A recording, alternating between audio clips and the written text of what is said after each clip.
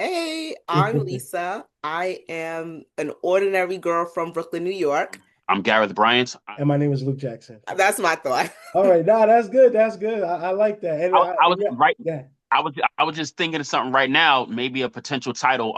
It's time to heal. Why are we doing this? Lisa, I'll let you start off with that. I think I shared earlier, for such a long time, I think what people in our community understood mental health to be, and I'm gonna like die on this hill, is a compromise of mental health.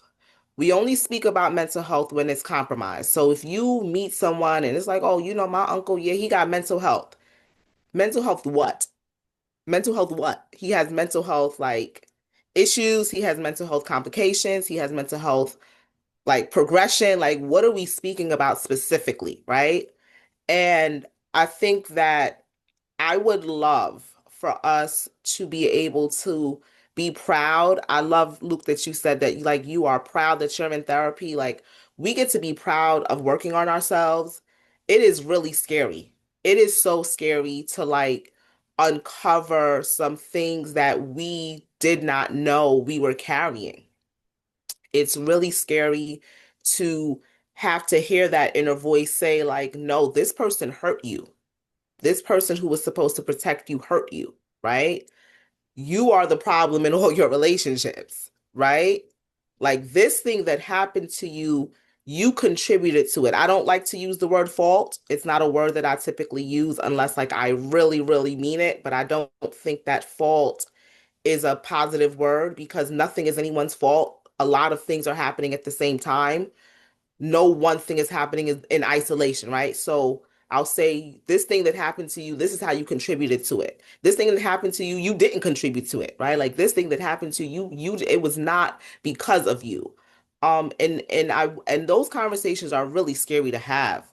And one of the questions is like once you say that thing out loud, it's like, now what? Now what? What do we do with that information? And that is the healing process, right? Walking around walking around with a burden that you didn't know you were carrying because you didn't realize you were hurt this whole time. The partners that you choose, the arguments that you have, the difficulties that you have at work and friendships and relationships, all of those are connected. They're all connected.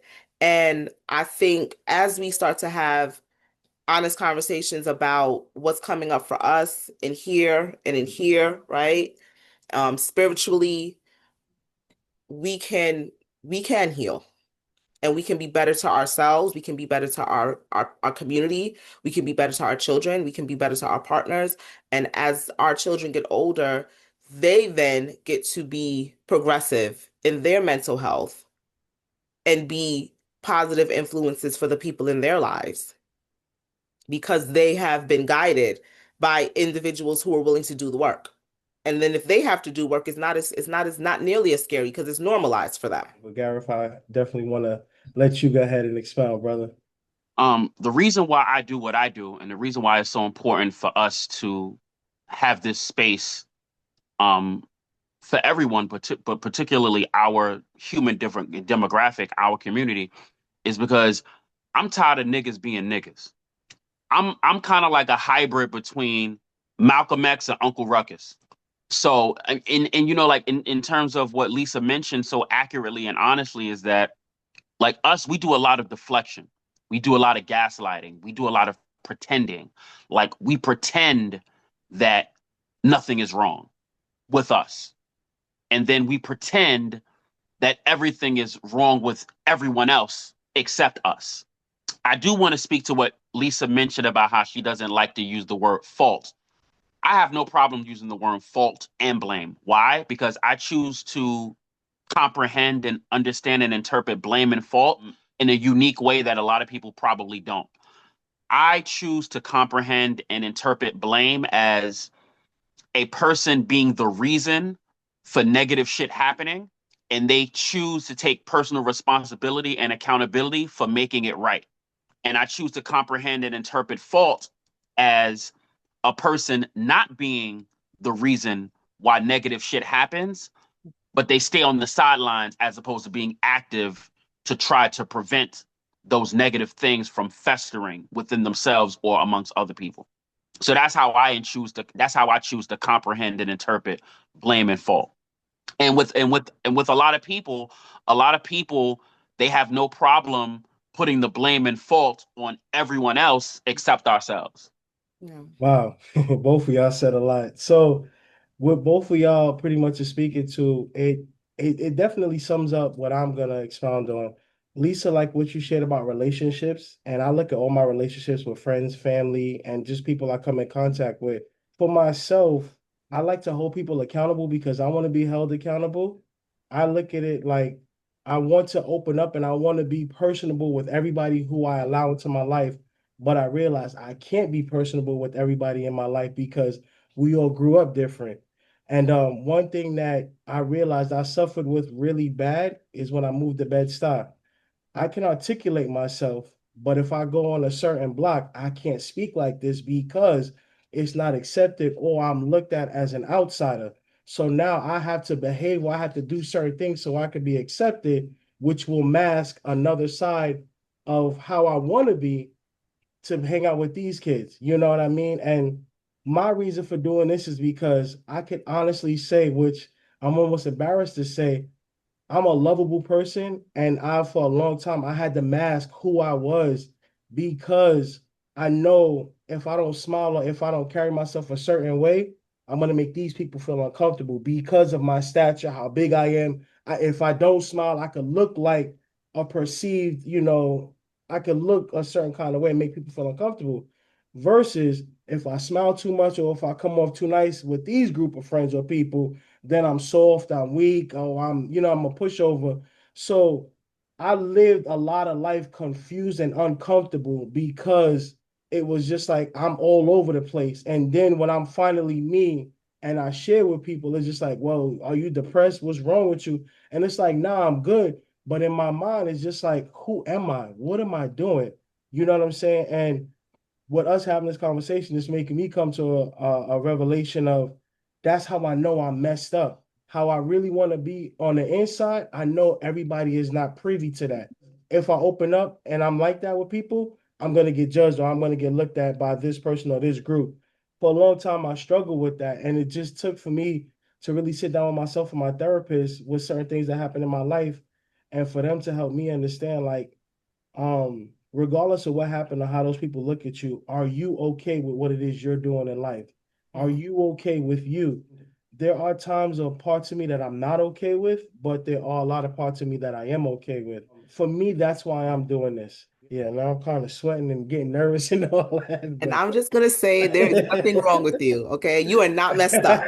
You are not messed up. look, Just so there's you some people that know. will beg to differ with you on that, I, but I got this to be real about this things. is why, and this is how like that conversation, and I think regardless of how we use the words blame and fault, right? I think we're on the same page as far as like what ownership is, right?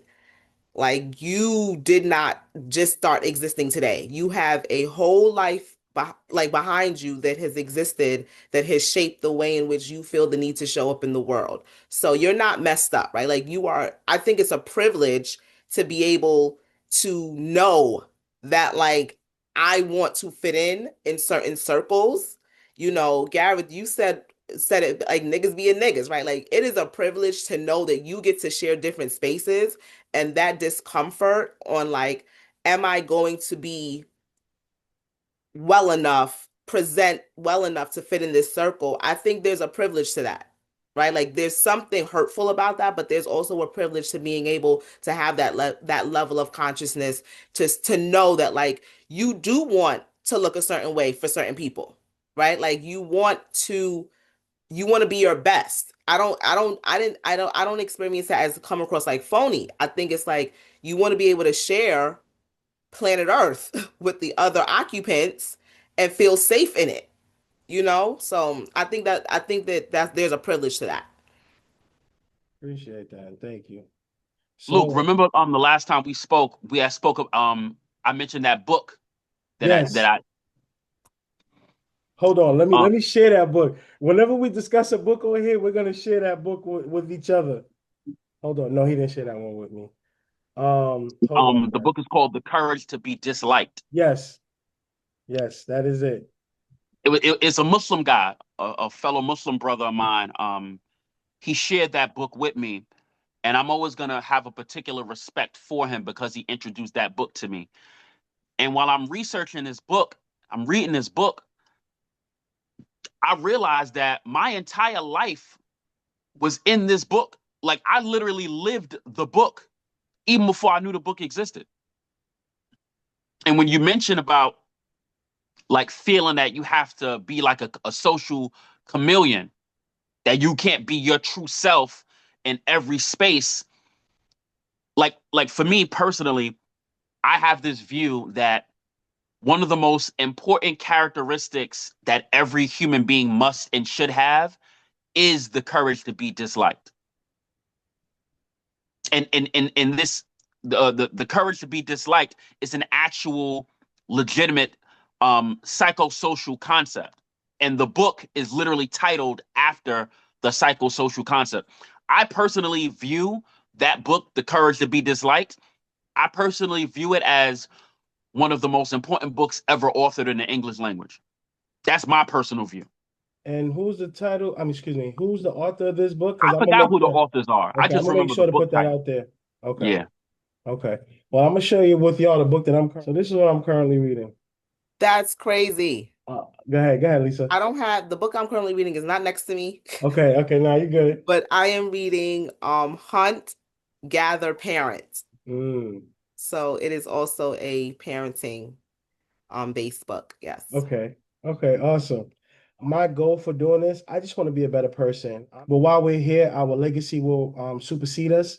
The things we do, the impact we leave, how we treated people is going to remind people and put them in a space. Well, that was a good guy. That was a fucked up individual. I didn't want to rock with them. But who you are, people will remember that. You know what I mean? And I learned that I'm okay with not being liked depending on what's done to me or what the circumstance pretty much offers.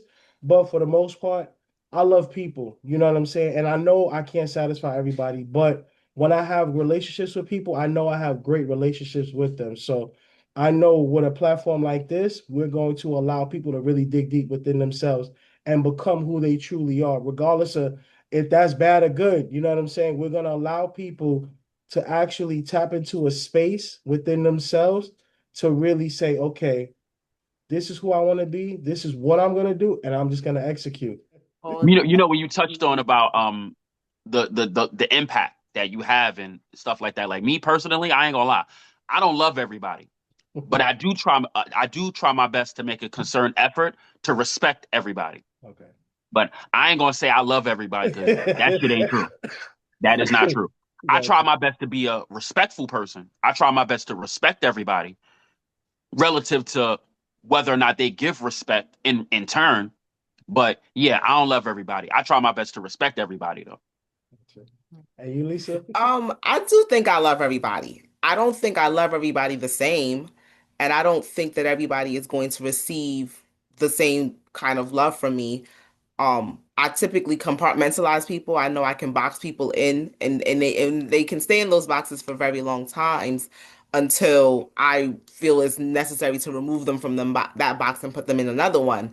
But when I tell people that for a year I was a counselor for a sex offender treatment program, they're like, I couldn't do that. How I could never do that. I couldn't, and it's like, good, you shouldn't do that. Like that's Yeah, not for right. you, right? Like Mm, if that is not a population you can work with, then don't. mm, Like for me, it is very easy for me to just see a person as a whole person, right? Like not just this one thing that they did or they're capable of.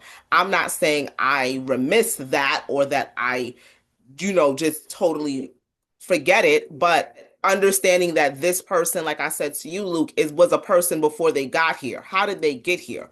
Who are they overall, right? So I think that everybody from me gets a level of baseline love just as a human, as an occupant of this universe. But again, not everybody is going to receive it, and not everybody's going to receive the same level. Um, Gareth, I know you and I had a conversation about this, like you were sharing that you had shared with me about how you know what I'm saying, could go about not caring about a person. And I know I had asked you, how were you able to do that? You know what I mean? What was your process of being able to do that? You mean in terms of not caring about a Yes. person? Yes.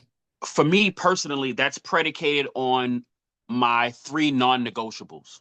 So I have the perspective that every human being is humanly endowed by Allah, the creator of the universe.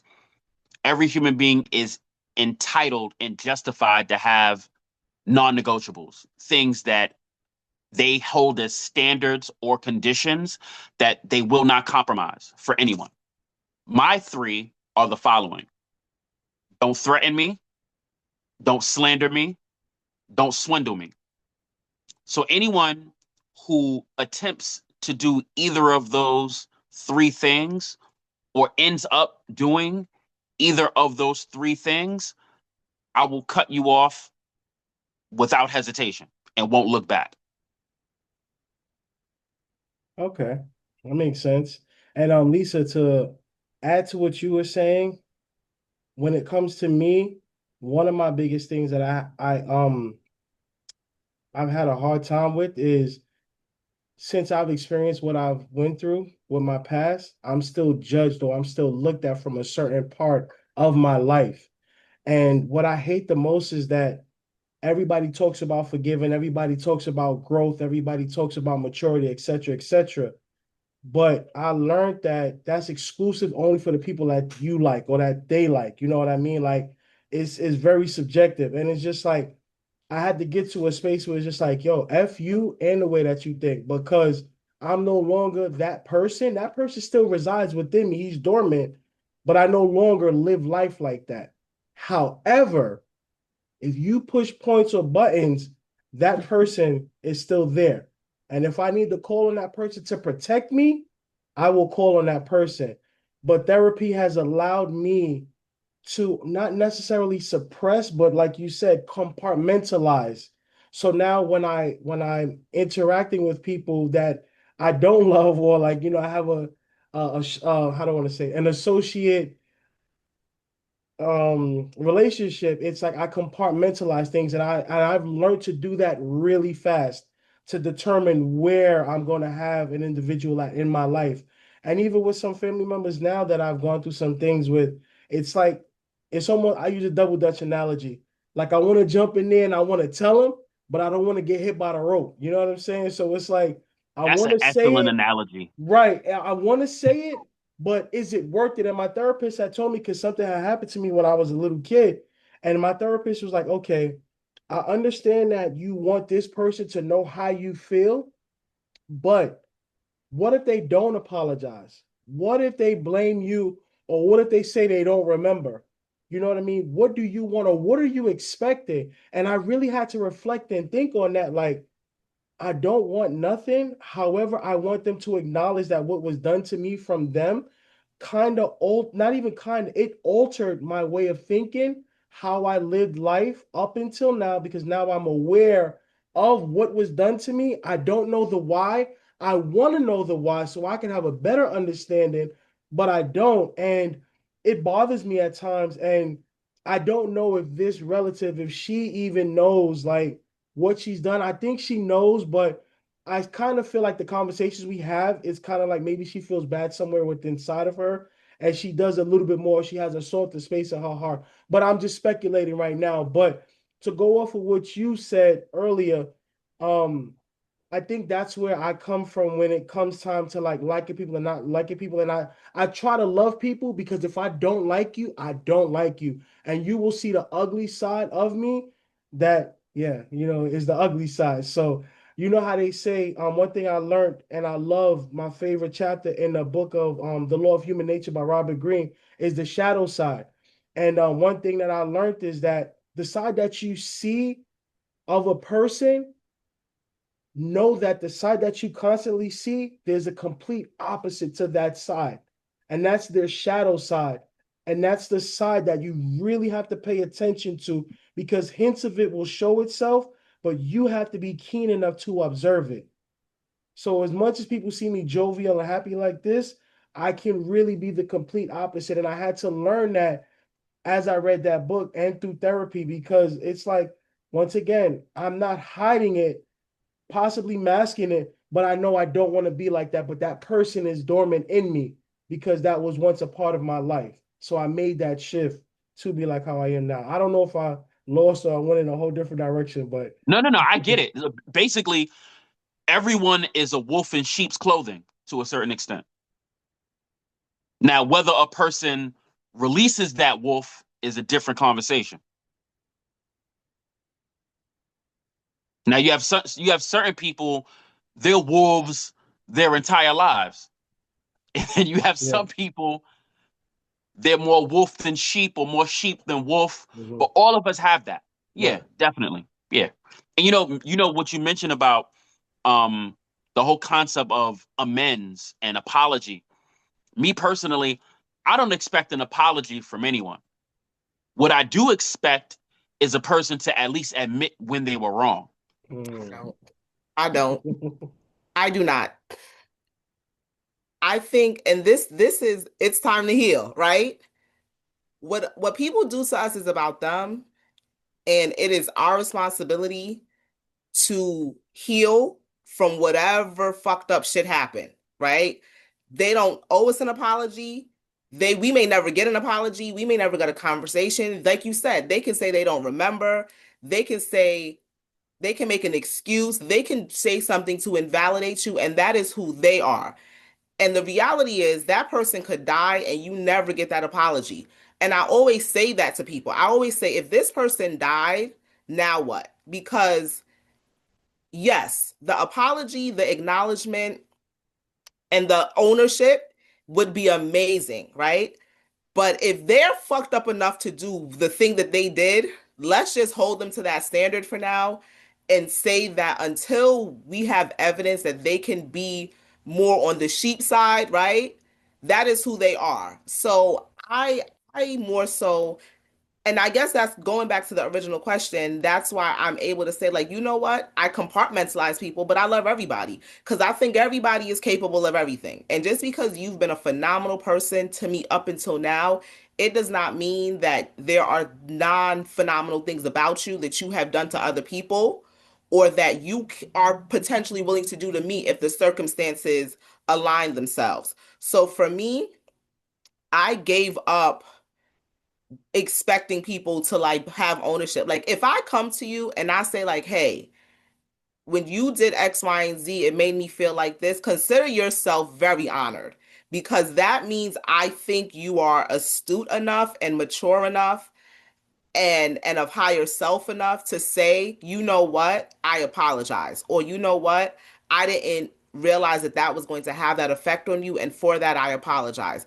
But that's like 1% of the people that I know. Like for the most part, I think everybody does what they want to do and ask God for forgiveness later. I don't think people owe us an apology, and I don't think people think they owe us apologies. I don't expect apologies. I don't expect people to own what they did or acknowledge the lifelong pain that they can inflict on someone, you know? Um again, everybody is compartmentalized for me, but everybody essentially, I think, Gareth, like you said, everybody is a wolf in sheep's clothing. I expect that if when the wolf part shows, that is who you are. I'm not going to finagle that. You know, like you are who you are. You showed me who you are, and I accept that this is who you are.